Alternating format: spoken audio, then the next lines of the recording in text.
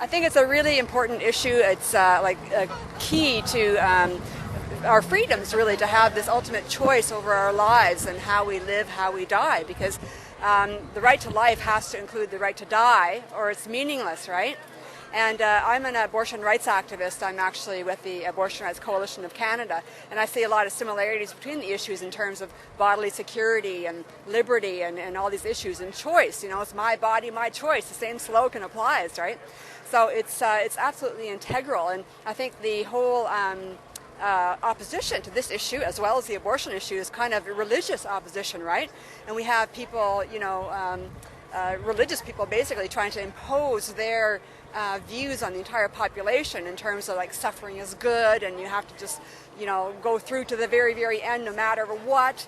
And I think their glorification of suffering is just horrible. It's wrong. It's immoral, and to have that kind of be the law of the land is really unconscionable. So I'm really glad that the Supreme Court threw out the law in February, and I'm really hoping that someone else besides the Conservatives win the election so that we can have a good law that actually works for people with a lot of suffering and people who are terminally ill.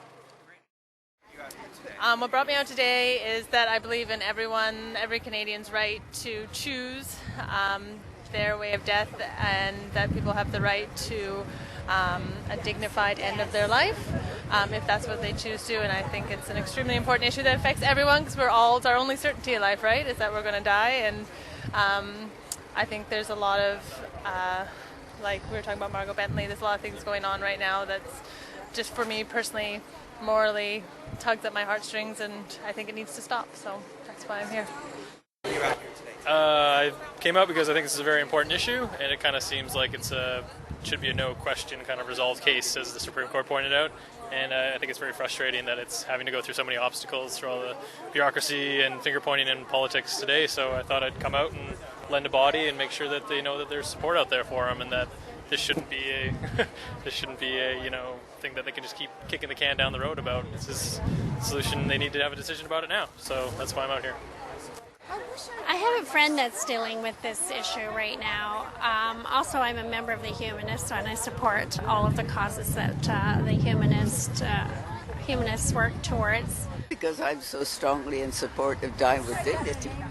I want it for myself, and I want it for all the other people that will need it someday. There are lots of people who will try to make the legislation as restrictive as possible, so we've got to ensure that that doesn't happen. I'm out here today because I want to, show a public support for people who wish doctor-assisted dying. And we've got many organizations across the country, and we're all going to be out today showing our support. It's the middle of a federal election. We want the politicians to know that they need to move quickly on bringing in the legislation. I want to support the cause, which is that it's a bad idea to torture people to death in their last moments of life, and people should be able to choose when they want to leave. I have a very strong opinion about choice in all our lives.